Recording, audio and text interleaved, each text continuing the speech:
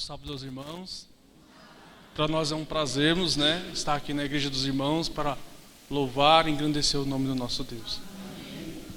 Nós temos esse trabalho já há uns 2 anos, através da música sacra, e através da mensagem pregada.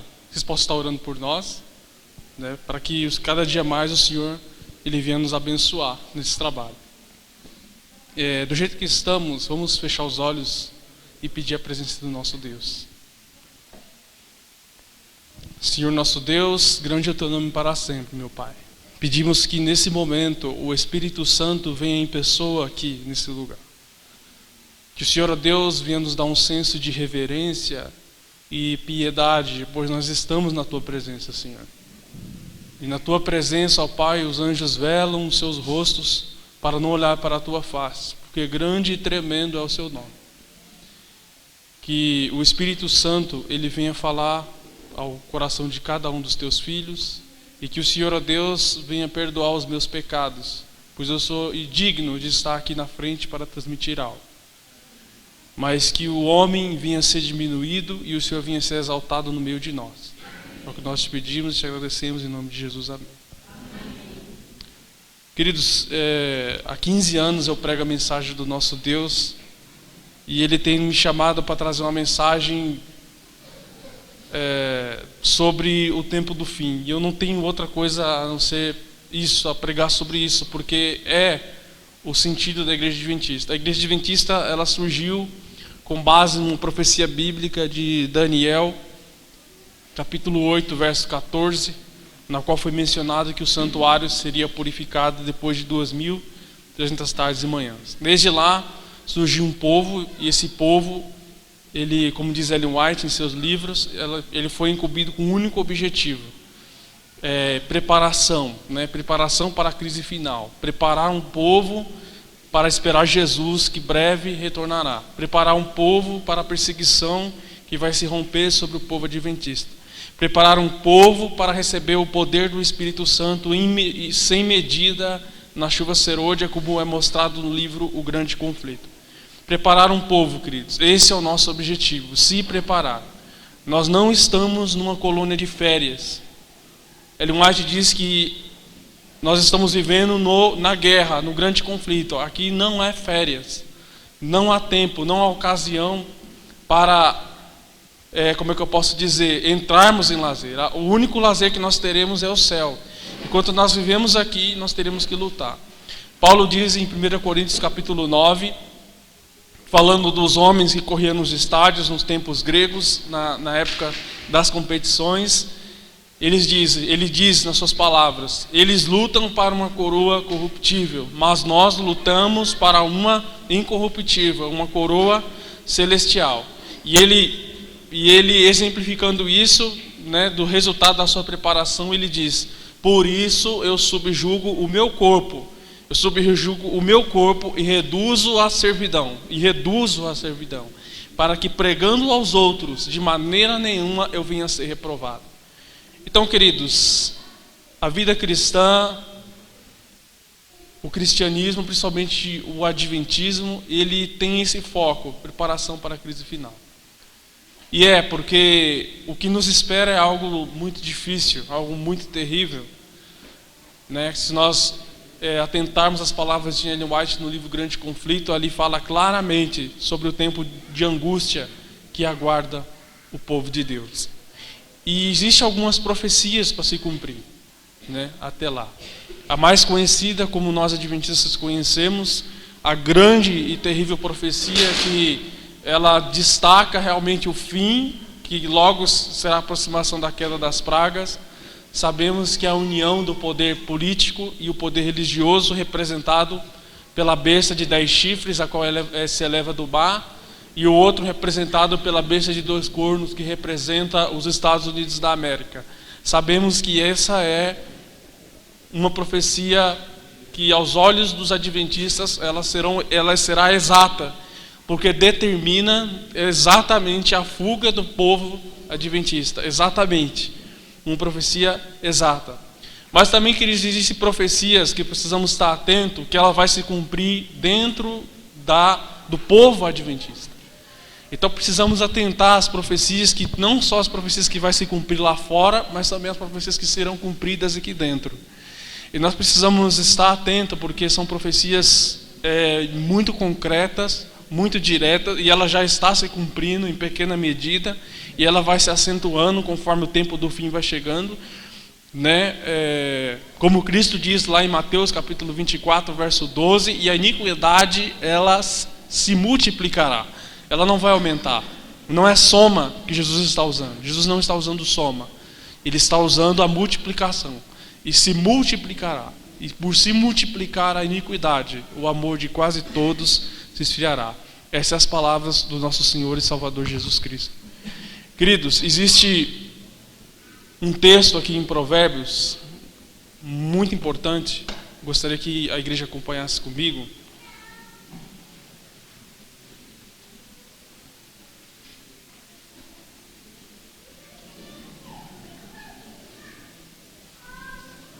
Provérbios 29.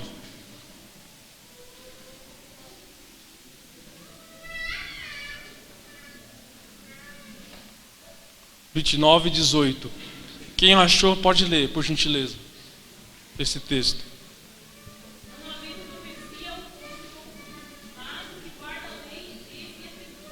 Então a Bíblia fala, queridos, que não havendo profecia, o povo se corrompe. Em outras palavras, a palavra de Deus quer dizer o seguinte, que não havendo profeta, não tendo um profeta para guiar um determinado povo, esse povo ele anda perdido, assim como um navio que não é guiado pelo farol à beira do mar, perdido, sem direção. Graças a Deus, Deus ele tem nos dado não só a Bíblia, não só a palavra de Deus, mas também o Senhor tem nos presenteado com 100.000 páginas, 100.000 páginas do Espírito de profecia. Essa igreja manifesta, ela acredita que Ellen White recebeu o dom profético. Teve no seu ministério mais de 2.000 sonhos e visões acerca do tempo do fim, exemplificando cada passo, orientando cada estrutura, desde a forma familiar, desde a orientação sobre o casamento, desde a orientação sobre um estilo de vida adequado, desde dos enganos satânicos dos últimos dias e também exemplificando o grande conflito, né, entre Satanás e o seu povo e exemplificando as profecias que logo se cumprirão. O profeta, queridos, ele nunca foi bem recebido e não existe geração que o profeta ele é bem recebido. Você não encontra na Bíblia um profeta ele sendo bem recebido, porque o profeta, queridos, ele vem justamente trazer a notícia, ele vem justamente trazer a ordem de Deus, e a ordem de Deus, queridos, muitas vezes, para o nosso bem, ele revela quem somos. É uma forma bem simples de entender isso. Se uma pessoa está com uma doença crônica, não tem cura, como um câncer maligno, e ela vai ao médico, e o médico esconde isso dela. Esconde. Imagine você com uma doença como essa, crônica, degenerativa, uma leucemia, e você vai no médico, e o médico constata, faz um exame da sua medula óssea, e constata que você apenas tem uma anemia. E ele esconde, e esse médico esconde a gravidade do fato, e ele esconde de você e diz assim: não, você pode viver tranquilo, tome apenas as suas vitaminas, porque você tem apenas uma anemia. Porque você tem apenas uma anemia. E o médico, ele esconde isso de você. O que acontece? Você não sabe que tem essa doença terminal, e quando você já está quase à beira da morte, você volta ao consultório daquele médico, e você pergunta para ele por que se era uma simples anemia, por que se agravou tanto a doença. E se o médico disser para você exatamente assim, ele olhar para você e falar assim: olha, eu escondi de você, você não tinha uma simples anemia, você tinha um câncer, uma leucemia, esse câncer se agravou e não existe mais cura para você. E se você tivesse corrido atrás do tratamento logo no começo, talvez você teria alguma chance. Atrás de uma doação de uma medula você conseguiria, mas agora não. Agora você não tem mais chance. Seja sincero. Como é que você agiria em relação a esse médico? O que você falaria para esse médico? O que você falaria para esse médico sabendo que ele poderia alertar do mal que estava sobre você e ele não alertou? E você morreu? Ninguém ficaria feliz, certo? Alguns com certeza iam xingar esse médico. Outros iam bater nesse médico. Outros iam pedir um processo contra esse médico. Porque ele não cumpriu com o seu o quê? Dever. Qual que é o dever de um médico? Dar o diagnóstico, seja ele mau ou seja ele o quê? Bom. O profeta é assim, queridos. Ele vem justamente revelar o câncer que o povo de Deus está e ele precisa ser removido. O profeta ele faz justamente esse trabalho. E ele é mandado por Deus. Nos tempos antigos, o profeta ele tinha muito mais, assim, as pessoas tinham muito temor, mas às vezes mais do que o próprio rei, porque o profeta ele falava, ele expressava exatamente a vontade de Deus. E muitos profetas foram perseguidos, muitos. Temos aí Jeremias, né? Temos Malaquias, temos também Ezequiel, temos Amós, Joel, Abadias. Foram profetas que profetizou num tempo muito complicado. E um dos profetas, eu não vou no texto para a gente ganhar tempo, exemplificar mais que eu quero dizer.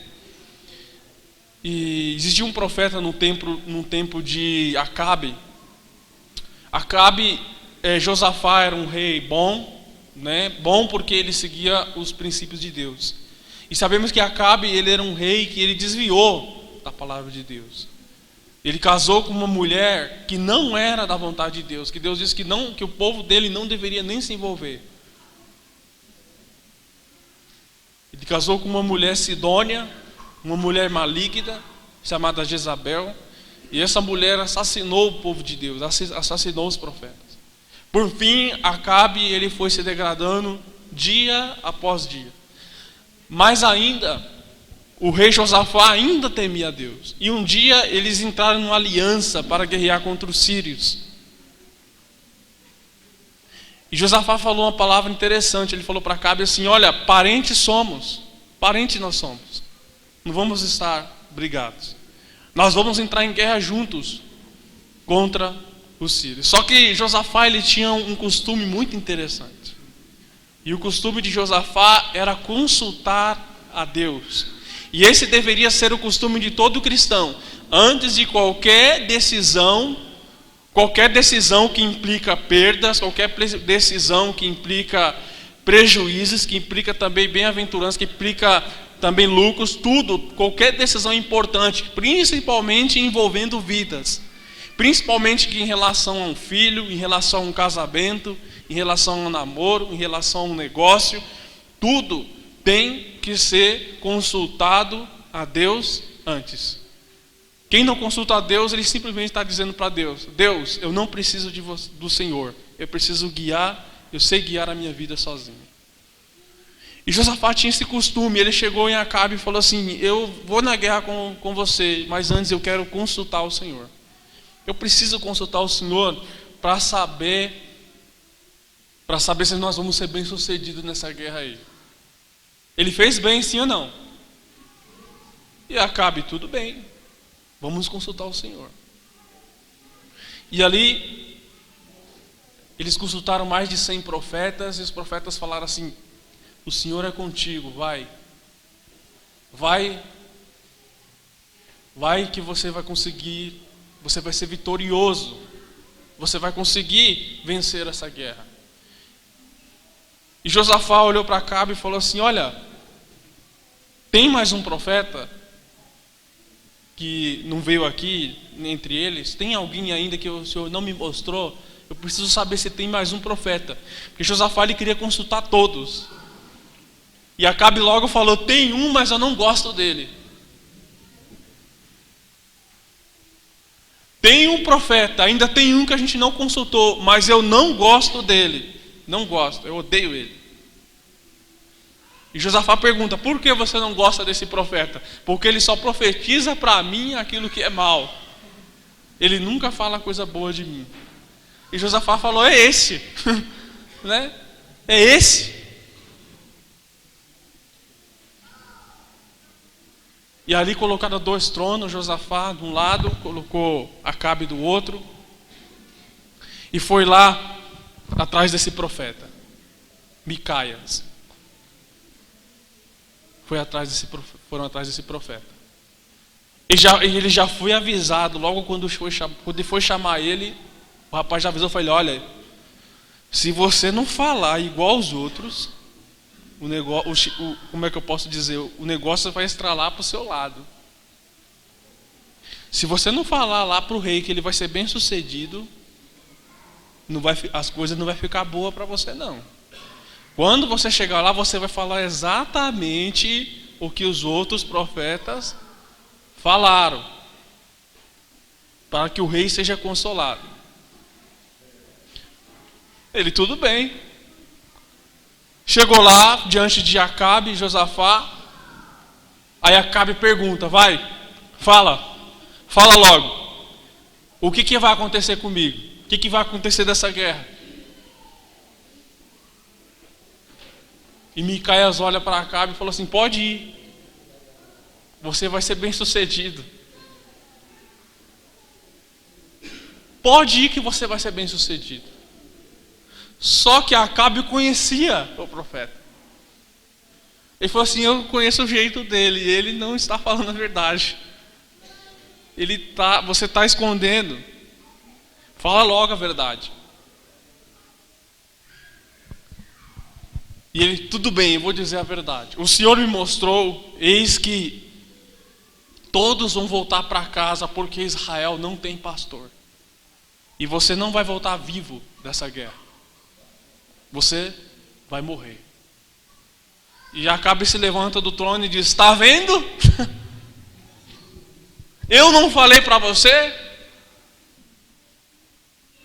que esse homem, ele só profetiza aquilo que é mal ao meu respeito, ele não profetiza aquilo que é bom? E um dos profetas se indignou contra Micaias, saiu do meio e deu um soco na boca de Micaias. E deu um soco na boca dele e falou assim: quem é você que o Espírito do Senhor falou com você e não falou com a gente? Quer dizer que você é melhor profeta do que nós? Quer dizer que Deus falou só com você e não falou conosco? E o rei Acabe ficou irado e furioso e falou assim: coloque esse homem numa masmorra com pão e água, até que eu volte em paz. E Micaias deu um grito lá bem alto e falou assim: se você voltar em paz, o Senhor não falou comigo. E foi o que aconteceu, querido. Ele foi para a guerra disfarçado, Acabe tirou as vestes de rei, vestiu as vestes comuns de um soldado. E um homem que talvez não sabia nem manusear o arco direito entre os sírios, ele soltou uma flecha e aquela flecha viajou. E ela viajou. E ela atingiu Acabe numa abertura de uma armadura que é impossível, é como se fosse encontrar uma agulha no palheiro. A flecha atingiu naquela abertura. O que vocês acham que aconteceu? Acabe morreu. A palavra do Senhor estava certa, sim ou não? Queridos, o profeta, ele é assim. O objetivo do profeta é falar a verdade. Eu não acreditava em Ellen White quando eu vim para a igreja adventista como um profeta de Deus. Porque eu sou muito crítico em alguns aspectos, eu preciso ler, eu não sou daquelas pessoas que aceita aquilo que falam, mas eu estudo para saber se aquilo realmente é ou não, e é assim que nós devemos ser. E eu li um livro de Ellen White chamado Condutas, é uma compilação, Conduta Sexual, Conselhos sobre Conduta Sexual, Adultério e Divórcio. E quando eu li as cartas que ela enviou para as pessoas ali que estavam pedindo conselhos, Ellen White, ela não foi, como é que eu posso dizer, ela não levou em conta o espírito humano ali naquelas cartas. Ela falou exatamente o que Deus queria que ela falasse. E quando ela exemplifica daquela parte, eu pensei assim, jamais uma pessoa, olhando a fragilidade humana, poderia dar um conselho da forma que ela deu um conselho exatamente do que Deus queria. E um dos conselhos que me chamou a atenção foi sobre um casamento mal feito que esse homem fez, e Ellen White exemplifica claramente o caráter da mulher a qual aquele homem casou. E ele diz bem claro: você não casou com uma mulher, mas com um atrevido espírito satânico, o mesmo que impelia aquele homem de Gadara. E a única coisa que você deve fazer, embora seja dolorosa, com essa mulher insubmissa, de espírito infantil, tão autoritária, é levá-la de volta para aquela que é responsável por ela. A não ser que você queira ser sacrificado pelos demônios com imaginações estéreis. E ela continua dizendo: e quando você decidir fazer isso e ela ameaçar dar cabo da sua própria vida, deixa, porque é melhor contemplá-la no silêncio da morte do que ela estar viva e ainda ser tropeço e destruição para muitos outros. Seja sincero, uma pessoa comum escrever um negócio desse aí? Ia? Não. É forte sim ou não? Sim. É muito forte. E ela disse: essa é a única coisa que você tem que fazer para você ser salvo.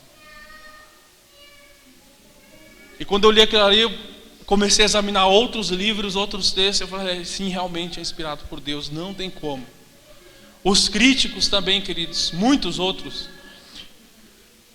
Tem um testemunho de um ex-satanista angolano, inclusive Michelson Borges fez essa entrevista com ele. Ele tem a reportagem lá no YouTube. E esse satanista, ele fala da sua criação e tudo, né? Ali desde foi dedicada a Satanás lá no seu ventre. E quando ele fala de Ellen White, ele fala uma coisa interessante. Ele diz assim: o submundo, os poderes das trevas, Satanás, reconhece Ellen White como uma profetisa de Deus. Os próprios demônios reconhecem que Ellen White foi uma verdadeira e é uma verdadeira profetisa de Deus. E Ellen White fala de algumas profecias que vai se cumprir no nosso meio. E de acordo com o livro Eventos Finais, falando sobre a sacudidura na página 103, isso aqui é uma das profecias muito difíceis. Ela é real, mas é muito triste que isso vai acontecer, mas infelizmente tem que acontecer. Ela diz aqui, o último engano, ou seja, antes do fechamento da porta da graça. Está na página 103 do livro Eventos Finais, no primeiro parágrafo. O último engano de Satanás será anular.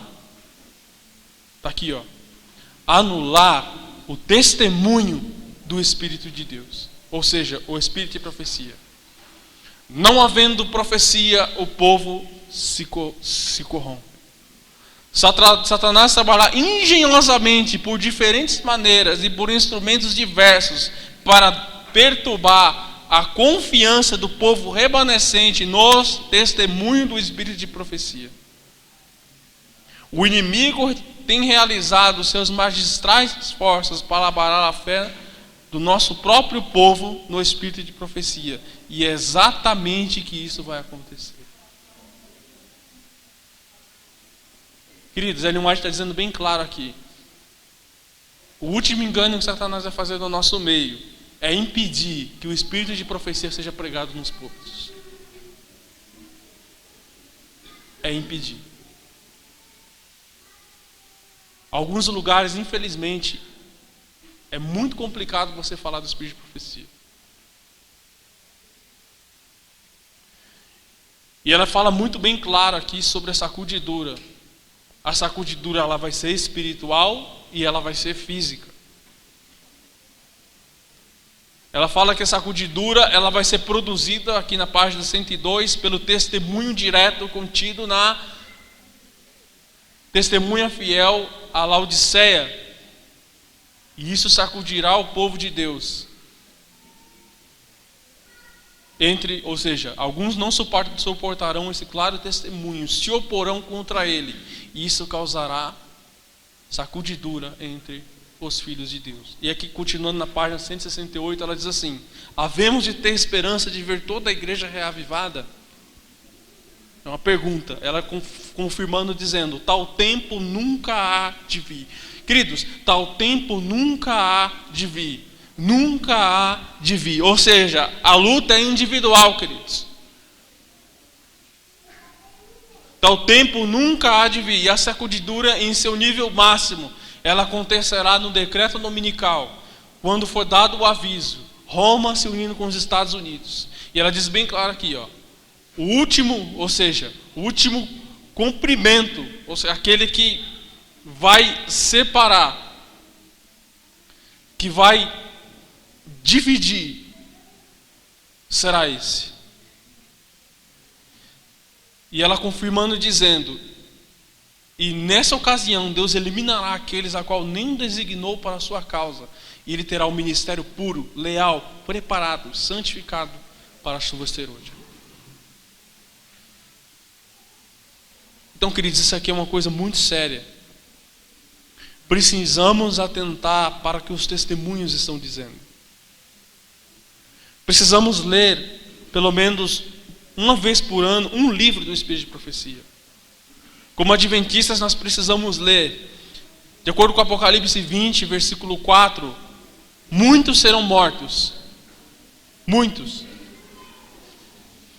Na perseguição. Lá bem claro, lá, Apocalipse 20, verso 4. E vi as almas daqueles que foram decapitados por causa do testemunho de Jesus, por causa da palavra de Deus, porque não adoraram a besta e nem a sua imagem, e nem recebeu o sinal na testa e na sua mão. Por causa do testemunho de Jesus. Está bem claro lá. Testemunho de Jesus. Apocalipse 19, 10. Testemunho de Jesus, o espírito de profecia. Por causa do testemunho de Jesus. Uma vez eu estava pregando sobre isso. Alguns irmãos, eu conheço ainda alguns irmãos batizados que não aceitam Ellen White como profeta. Estava uma vez passando a lição na escola sabatina, uma jovem filha de ancião, ela falou assim: eu não acredito em Ellen White como profetisa. Eu falei: como assim? Ela falou: não acredito. E eu disse para ela assim: mas você foi batizada. Quando você foi batizada, você fez os votos e você exemplificou ali na frente que você acreditava no espírito de profecia. Ela falou assim: mas eu era muito jovem, eu tinha apenas 10 anos, não tinha nem ciência do que era um batismo, mesmo assim fui batizada, mas hoje eu tenho ciência e para mim essa mulher não é uma profeta. Muitos outros também não acreditam que o Espírito Santo é Deus, é uma pessoa. São antitrinitarianos. E tem muitos infiltrados no nosso meio. Isso aqui é uma coisa muito séria, queridos. E ela continua dizendo o seguinte: aqueles que não são obedientes, não são os santificados por amor à verdade, a mensagem do terceiro anjo, sairão das fileiras do povo de Deus e se unirão com o opositor. E ela continua dizendo: e muitas estrelas que nós admiramos pelo seu brilho, naquele dia se tornarão em trevas. Muitas estrelas. Então, queridos, o tempo que nós vivemos é um tempo de crise. Crise existencial. Crise espiritual. E ela continua dizendo que o tempo ele vai se acentuando cada vez mais. E ela diz o seguinte: nós devemos nesses últimos dias tirar calor da frieza dos outros. Calor da frieza dos outros. Lealdade da sua traição. Lealdade. E força das suas fraquezas. Ela quis dizer o seguinte, queridos: quando a igreja está mais fria, é aí que eu tenho que estar mais forte. Quando as pessoas não querem mais estudar a lição da escola sabatina, não tem mais compromisso em virem para a lição, para as escolas sabatinas estudar a lição, quando não tem o mínimo interesse, eu tenho que demonstrar o meu interesse. Quando as pessoas não velam mais pela reverência na igreja, eu tenho que revelar pela reverência na igreja. Ezequiel capítulo 9, está bem claro, ele não acha que diz que o anjo vai passar de novo. Aquele anjo ali de Ezequiel 9, ele vai passar outra vez. E a ordem para o anjo foi o seguinte: vai na minha casa e sela os homens que choram, que gemem por causa da iniquidade que se comete no meio dela. Mas os que não tiver o selo, os que não se quiserem se preparar, serão destruídos. E começa pela minha casa e pelos meus anciões. É o que está exemplificado ali em Ezequiel capítulo 9. E sabe por quê, queridos? Tanto conselho para se preparar? Por que tanto conselho, tanta exortação sobre saúde, sobre família, sobre casamento, sobre educação dos filhos, sobre vestimenta? Por que tanto conselho? Tanto conselho se Deus não tivesse interesse em nós como melhorar como povo. Por que tanto conselho? Esses conselhos, queridos, essas orientações de Espírito de Profecia, junto com a Bíblia, ela é justamente para nos preparar para a grande crise que vai vir aí. E Ellen White, ela diz assim, que só suportará essa crise aqueles que chegarem ao testemunho dos mártires do passado. Aqueles que alcançarem uma fé de Lutero, que enfrentou o papado, enfrentou um reino inteiro por amor à palavra de Deus. Aqueles como Estevão, que enfrentou as pedras por causa da palavra de Deus. Aqueles que amam a Deus acima de tudo e de todas as coisas. Como o mestre da lei perguntou para Jesus: mestre, qual é o maior e grande mandamento da lei? Jesus respondeu: amarás o Senhor teu Deus de todo o teu coração, de toda a tua alma, com todo o teu entendimento e com todas as tuas forças. Com todas as suas forças. Só um amor assim, queridos, a Deus, conseguiremos suportar. Devemos ensinar aos nossos filhos não a seguir regras, não a seguir mandamento, mas amar a Deus. E por amor a Deus, eles farão o melhor por Deus. Porque só o amor verdadeiro a Deus poderá conseguiremos suportar o que vai vir. E eu encerro a mensagem com Daniel capítulo 12, verso 1, que diz: e naquele tempo se levantará Miguel, o grande príncipe que levanta pelos filhos do teu povo. E haverá um tempo de angústia qual nunca houve, desde que houve nação até aquele tempo. E naquele tempo livrar-se-á o teu povo, todo aquele que foi achado escrito no livro.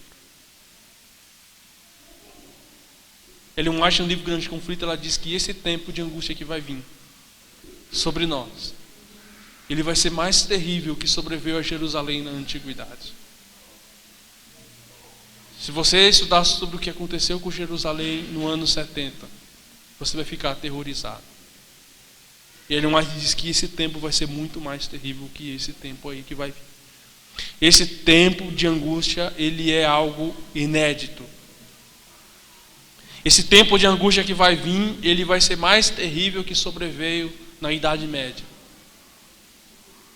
Ele vai ser mais terrível que sobreveio nas duas guerras mundiais, 1915 e 1945.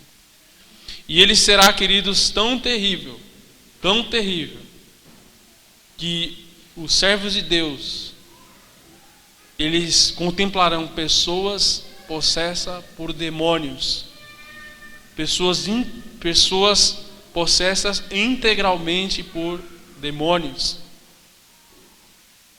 E Ellen White continua que quando Cristo sair do santuário celestial, as trevas cobrirão os habitantes da terra. E Satanás, ele vai executar uma obra que ele desejou há muitos anos e não pode, porque ele tem o selo de Deus. Ele não pode, ou seja, ele tem a barreira de Deus. Deus coloca ali a barreira para ele não ir à frente daquela barreira. Mas essa barreira será tirada. Essa barreira será tirada. E Ellen White diz que nessa ocasião multidões serão lançadas fora. Pessoas que não sabem o que é passar dificuldade. Estão desempregadas, estão reclamando. Tem uma doença, estão reclamando. Está passando alguma provaçãozinha, estão reclamando. E esses é muito difícil conseguir suportar. Muito difícil. E ela diz: o tempo de angústia que diante de nós está exigirá uma fé que suporte a fome, o cansaço e a demora. Fé que não desfaleça, ainda que severamente provada. E ela continua na página 228 no livro Ventos Finais o seguinte: pão e água é tudo que foi prometido para os santos nos tempos de angústia. É tudo, pão e água, mais nada. Pão e água. É tudo o que Deus prometeu, mais nada. Se você quiser ser salvo, é isso que te espera. É pão e água. Água e pão. É isso mesmo. Somente isso. E a sua fé e tudo que você aprendeu do seu Deus, somente isso. Eu não vou entrar em detalhes, talvez uma outra pregação sobre os detalhes do tempo de angústia. Mas eu vou te indicar um livro. Leia o livro Grande Conflito. Não deixa, se você tem esse livro na sua casa, não deixe empoeirando. Abre lá o capítulo Tempo de Angústia e leia esse livro. Examine esse livro. Estude esse livro. Se prepare. Se prepare, queridos. Satanás, ele não vai ter misericórdia de ninguém. Ele não vai saber se você é rico, se você é pobre, se você é negro, se você é branco, se você canta bem, se você canta mal, se você devolve dízimo ou não devolve dízimo, se você tem filho, se você não tem filho. Ele não vai se importar. Ele não vai ter misericórdia de ninguém. E é para esse tempo que Ellen White foi levantada. Ellen White foi levantada nessa igreja como profeta, para nos exemplificar sobre esse tempo, sobre o que está por vir. Que Deus abençoe você. Amém. E que você possa levar para casa essas palavras, que embora sendo falada por um pecador, que talvez sou muito mais pecador do que você, que só Deus sabe os meus defeitos, não sou melhor do que ninguém. Estamos, como podemos dizer, estamos no mesmo barco, somos o mesmo povo, aqui ninguém é melhor do que ninguém. Estamos preparando para esse dia. E se você, queridos, aceita essa mensagem de Deus, se prepare. Não espere por esposa, por esposo, por filho. Faça a tua parte. Se prepare. Se prepare, queridos, porque o tempo está próximo. O Espírito Santo, para que nenhum dos que estejam aqui venham se perder naquele dia, mas que todos venham alcançar a vida eterna. É o que nós te pedimos e te agradecemos. Em nome de Jesus, amém.